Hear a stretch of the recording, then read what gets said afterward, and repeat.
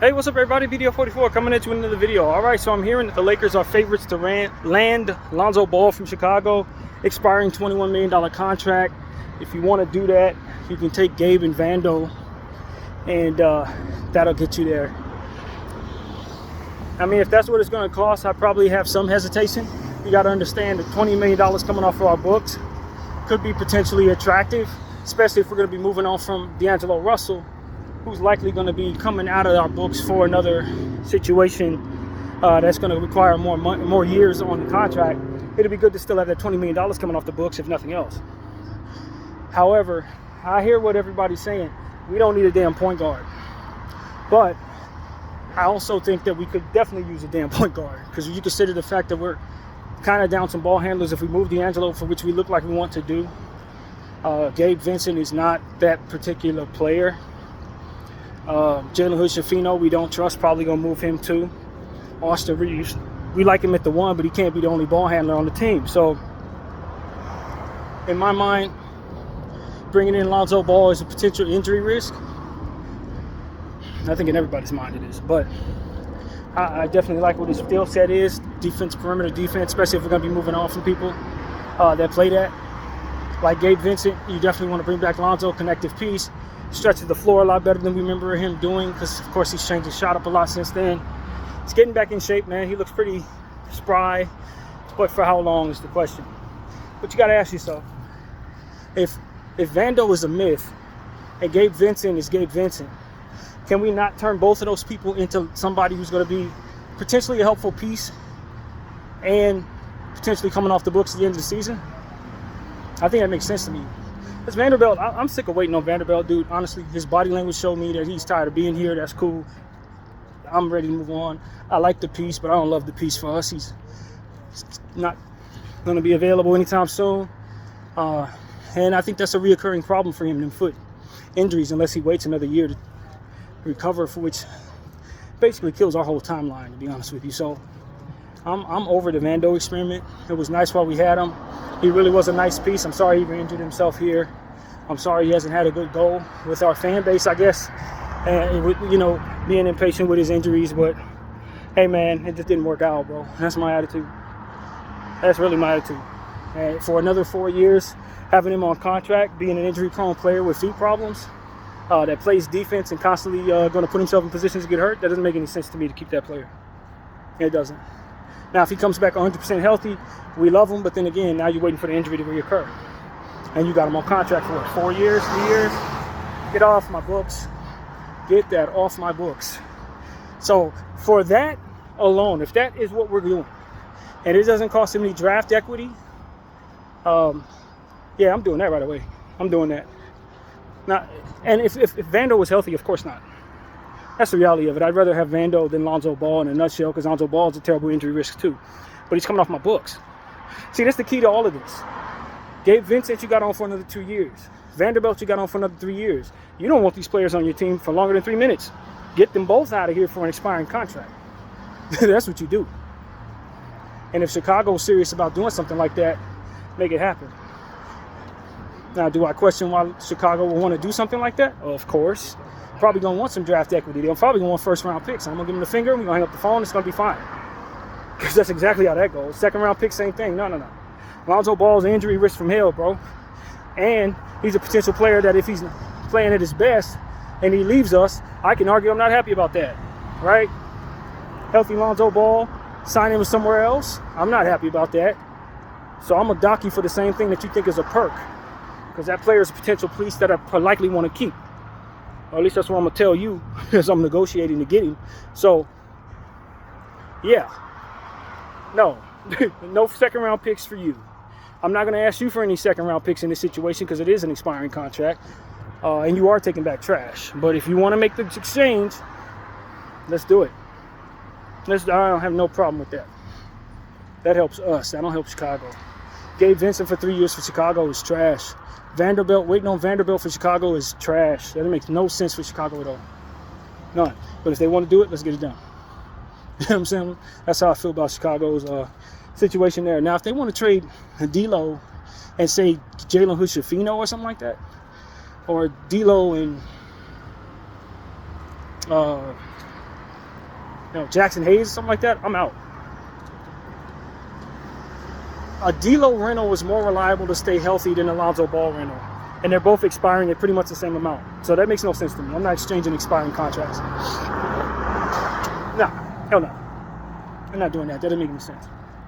And I don't see another path to making it happen other than just stacking like 6 and 7 players together just to get an expiring Lonzo Ball for a team that's filling the injury issues as we speak.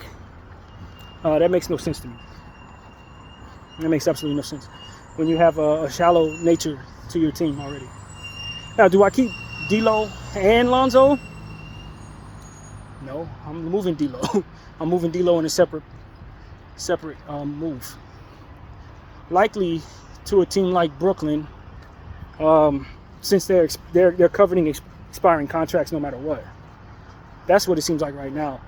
When you look at the Dennis Schroeder contract situation, they moved him for DeAnthony Melton, who's out for the season, and 3 second-round picks. That tells me that it's all about getting money off the books. That's also a tea leaf to read in regards to them not actually moving Ben Simmons. Because I've heard people say, oh, Ben Simmons could be on the move. Not unless you're sending back first-round picks to Brooklyn. Otherwise, they probably best just letting him come off the books at $40 million. And given the fact they're acquiring expiring contracts, I have zero reason to believe that they're going to be moving Ben Simmons' expiring contract at an absorbent amount. That doesn't make any sense. You want that coming off your books. That's actually covetable to you at this point. So, for those who think that Ben Simmons is on the move, I think it's probably a 1% chance that Ben Simmons gets moved. It's actually in the best interest of the Nets to let that contract expire, in my opinion, and have that $40 million coming off their own books. So, like I said, unless somebody wants to give them first-round picks for that, somebody who desperately wants to get rid of something that maybe the Nets would like, which I don't see anything like that out there, not in my head. Anything like that makes any sense. So, yeah, no, I don't see it. Unless a team like, and see, Golden State makes more sense to me if they are intentional on being big players in the free agency market next year. Maybe they could take Andrew Wiggins and something else that's really expensive and send it to Brooklyn. But that doesn't make any sense for Brooklyn. And given the fact the timeline for Golden State is as it is, that don't really make much sense for Golden State either. So I don't really see a path like Ben Simmons going anywhere as a plus rental at $40 million. I don't see anybody seeing him as a plus to helping them get over the championship or something like that. No, I don't see it. So yeah, that's one thing that needs to be said. Plus, they just literally did a trade yesterday for Schroeder. So if they were going to do another trade, they probably would have just incorporated the two if they could. So yeah, that's out. But yeah, man, that's what I want to say. I think the Lonzo Ball deal, if it's going to require us to move Gabe Vincent and Vanderbilt, is something I'm going to pull the trigger on just to get those multi-year contracts off of my books. And I'm getting that crap out of here. And, there is a part of me that thinks just keeping both of those expiring contracts and D'Lo and Lonzo on our team, it has that same effect as Ben Simmons comes off the books for the Nets next year. It's $40 million coming off of your books if you decide to hold on to D'Lo and acquire Lonzo.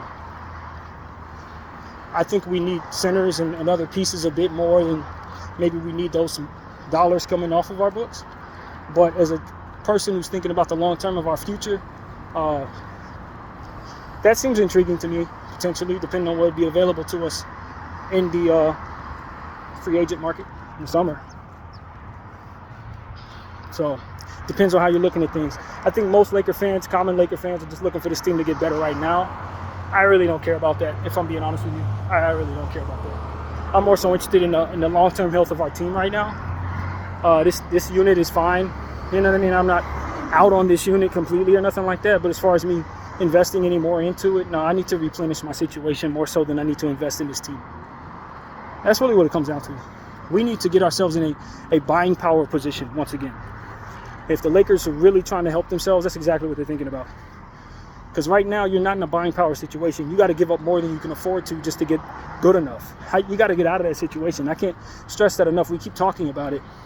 But I think it's time that people really understand that. We got to get out of that situation to where you're waiting for the perfect deal so you can give up your only 2 picks to execute a trade that's going to put you even further in a hole, but will at least make your team better in the short term. You want out of that entire scenario. You don't have to go through that in the future years. The future years, you can do something about that by kicking this year down the road, and then furthermore acquiring expiring contracts, getting second round picks in whatever acquisitions you make, trying to put yourself in a position to get a first round pick, although that doesn't seem possible. These are the type of things the Lakers need to actually be doing. Not necessarily thinking about this year. This year is cool, bro, whatever. You know what I mean? Literally, if I'm thinking about the franchise and the health of the franchise, we need to do for the future. And that's really all it is. So the Lonzo Ball thing is about the future. It gets multi-year contracts of undesirable pieces off of my team. Brings me an expiring piece that I could potentially re-sign at a price that I like, since it's Lonzo Ball and he wanted to be in LA in the first place. Or he can just walk away, skedaddle, and I got free agency money to make things happen for myself. That makes more sense to me. So I just want to say that if you're following me, you're always thinking about the future of the Lakers. You're not thinking about the present. This LeBron James era is cool. I like it. We won a championship with it. If he wants to extend this thing past this summer, then he's going to be appreciative of what it is I'm doing right now. Because next year we're going to have much more to work with to bring him a team that's likely more able to compete than this one is this year.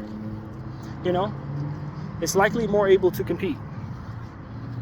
So that's really what I want to say to everybody. It's likely more able to compete if he just allows me an opportunity to punt this year for the most part in regards to building something that'll make this team, good enough to lie about. You know what I mean? Literally. Keep my damn picks in my pocket. Get my little expiring contracts, and let's try free agency next year. Hopefully they opt out of this crappy collective bargaining agreement. And that's another thing. As far as me triggering my rebuild, not while this thing is in place. That's something I was thinking about, and I didn't turn on the camera to say it when I was thinking it, but I'm saying it right now. I don't think anybody should be triggering any massive moves in this collective bargaining agreement. Because what you would likely want in your rebuild, people are going to be less likely to relinquish right now. Because of the CBA. So if you just give it a year or two and vote that CBA out, you're likely to get twice as much as you'll get for triggering your rebuild today. Then, in theory. All of this is theoretical, of course. But as far as me moving Anthony Davis in this market, no way. No way. You're going to get half of what you can get for Anthony Davis if you wait a year. Then they get out of the collective bargaining agreement. I'm not interested in moving Anthony Davis really at all, to be honest with you. I weigh the idea of retooling being an option for myself if I keep Anthony Davis and LeBron James retires, because I think there may be a chance I can sign somebody or trade for somebody that is of name or cachet upon LeBron's retirement. Somebody's going to want to take his place. In theory. There are people out there who are probably avoiding the Lakers. I didn't see Jimmy Butler put the Lakers on his fake list, even though he said he didn't make a list at all. So I don't know if people are looking at us like an undesirable place. But if LeBron James leaves, there's going to be somebody who's going to want to take his place. Especially if we got AD in place. Somebody's going to want to be here, I think. I don't say that with a massive amount of confidence, but I think it's worth gambling in regards to let's trade Anthony Davis before finding out. I think I'd rather know that a guy like Trae Young doesn't immediately want to become a Laker upon LeBron's departure than to just move Anthony Davis, trigger myself a rebuild, and then find out after I do something like that he wanted to be here. That's the problem. You understand what I'm saying? You just want to make damn sure that you don't have the prospect of somebody ready to place him before you move on from Anthony Davis, who could potentially be a championship piece with another All-Star. That's what it comes down to. You could still win. LeBron James goes off into the wind. You still got Anthony Davis for 2 years. He needs a running mate. Somebody's going to want to play with him. You know, you can get somebody. And so that's my argument also, is that I don't know that a rebuild will ever have to take place. I don't know that it will. If the Lakers are patient, especially if we just get out of this season without doing anything that's going to hurt our future any further.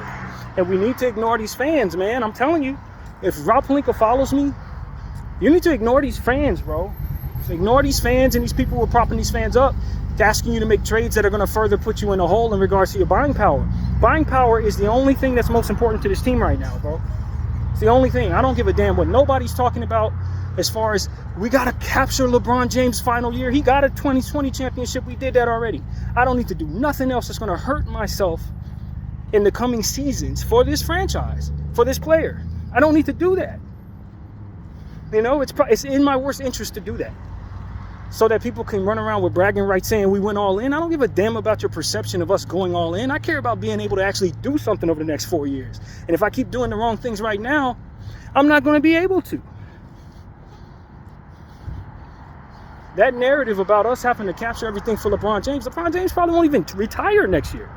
He's going to be right back here the year after that, waiting for you to be able to make moves, and you would have did everything wrong right now, making it impossible to do things then. Back in the same boat. I'm not short-sighted when it comes to building a franchise. I'm not. I know exactly what I'm talking about. And I'm telling you, if I were GM of these Lakers, I give every last one of you better make a trade or else fans the finger. You know why? Because I know you're going to give me the finger next year when you want me to bring you so-and-so big name, and I can't do it because of that stupid crap I did trying to make you happy right now. I'm not going to do it. I'm way too aware of how much of a headache that is, and that's why I talk about this every time I get a chance. Some of you short-sighted fans, only LeBron fans, I don't care about you. I'm going to be honest with you. I don't care about y'all, because I know you're not really here for us. You don't care what happens to the purple and gold. You care about what happens to your guy. So I'm going to focus on me. Meaning I'm going to take care of what I got to do for me in regards to my franchise.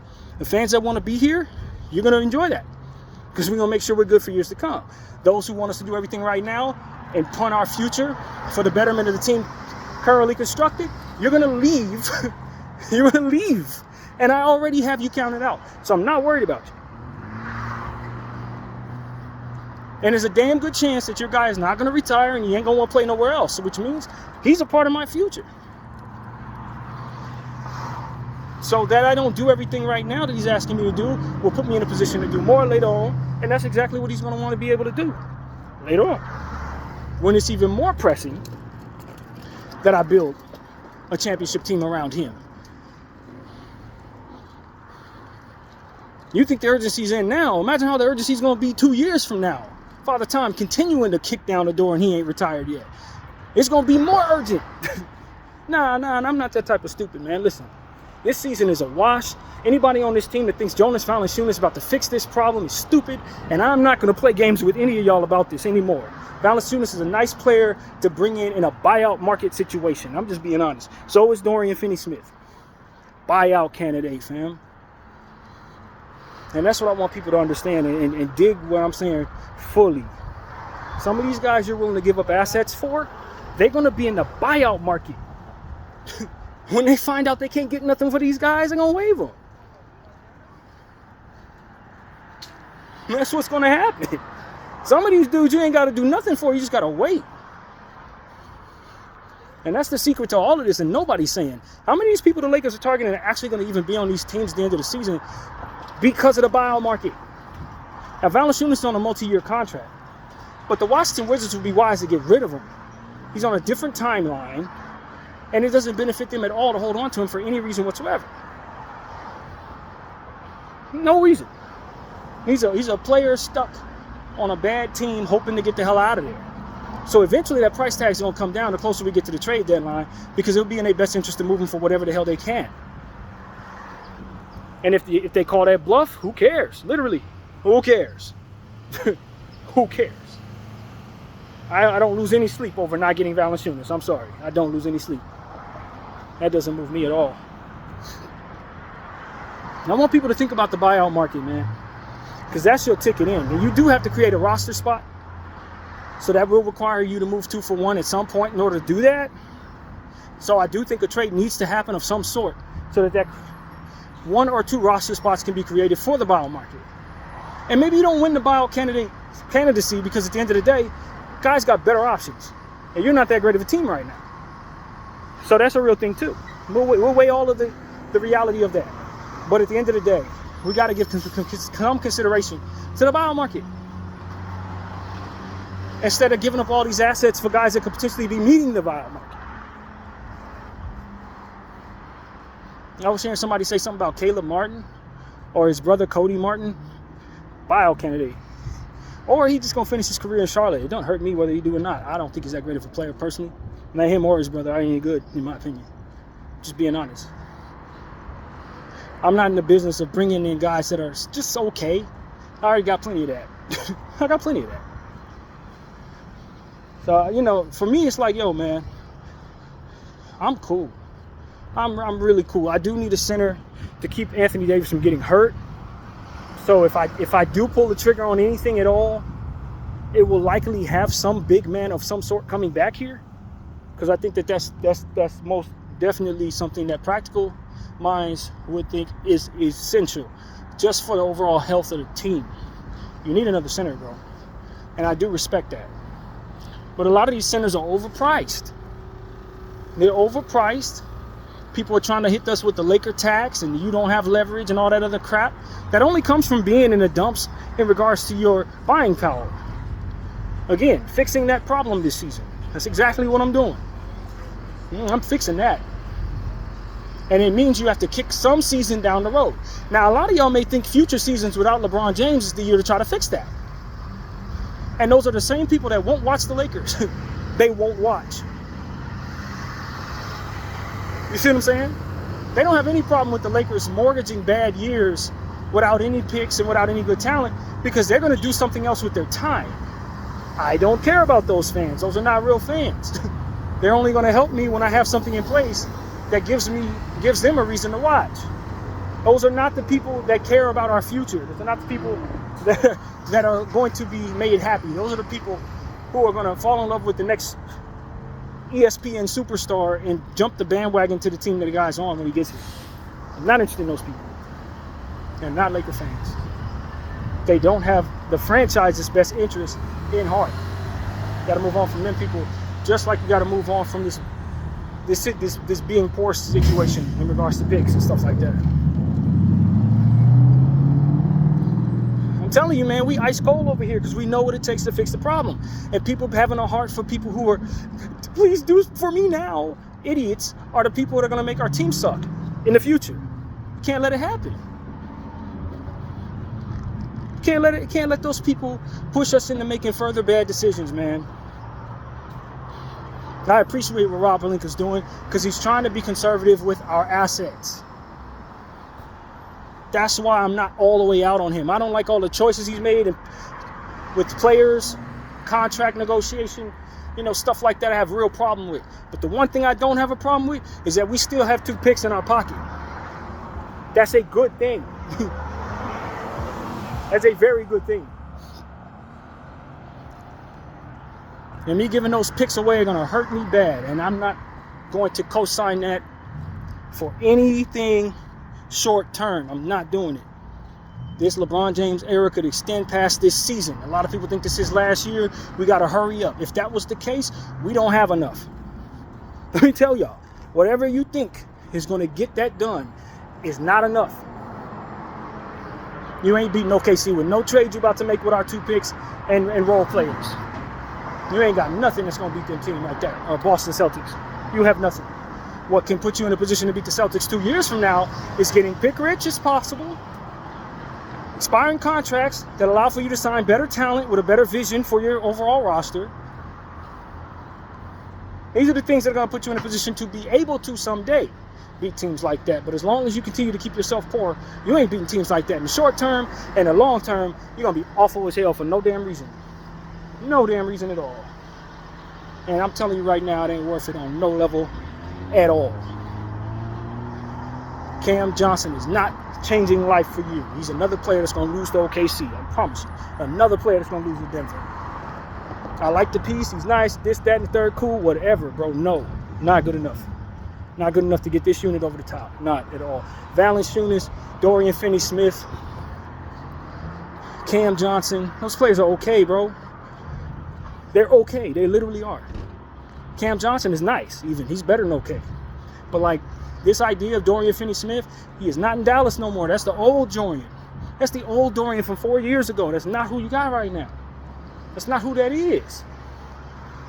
I cannot stress this enough. That is not who that is, fam. From night in to night out, he might have a big game here and there. But, like, he's like Rui at this point. You know, he's cool. But he ain't about to change life for you. And a lot of people think, well, if you just bring the pieces to us, we'll be a fuller team. Yeah, you got a better chance of maybe beating Minnesota and Memphis, or maybe, you know what I mean? You get into the third round, maybe. You're still going home. You're going to run into that three-point shooting juggernaut from Boston, and you're going home.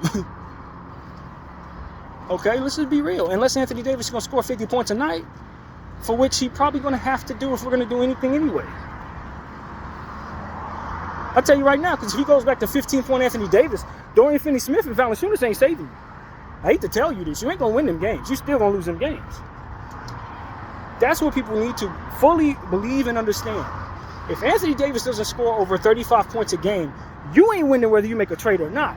But if he does, he can drag this stuff to as far as it can go. You don't even need to make a trade if he's playing like he did last night every night. Now, can he do that? No. He cannot do that every night. But that you bringing in certain players that were rumored to want, thinking that that's going to get you there? Nah, they're not even. They're not even. They're not even. That's the price of doing the things that the Lakers have already done in the form of poor player evaluation and mortgaging picks for names. You've already done it. If you want to know the truth, you've already tanked yourself. That's the reality of it. You already tanked yourself. Now you're just living with that reality and don't want to accept it, so you're willing to further tank yourself so that you can cope.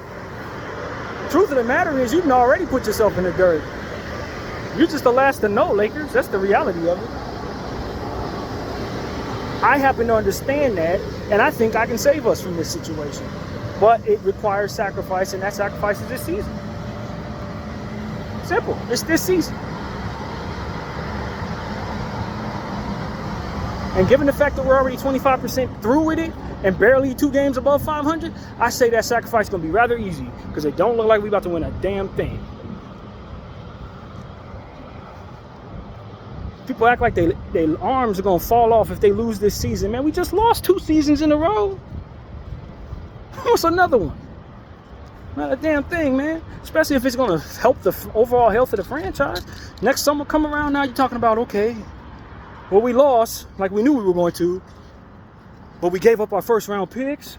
We took back some trash players that are likely going to be buyout candidates this upcoming fall. Like, what are we doing, man?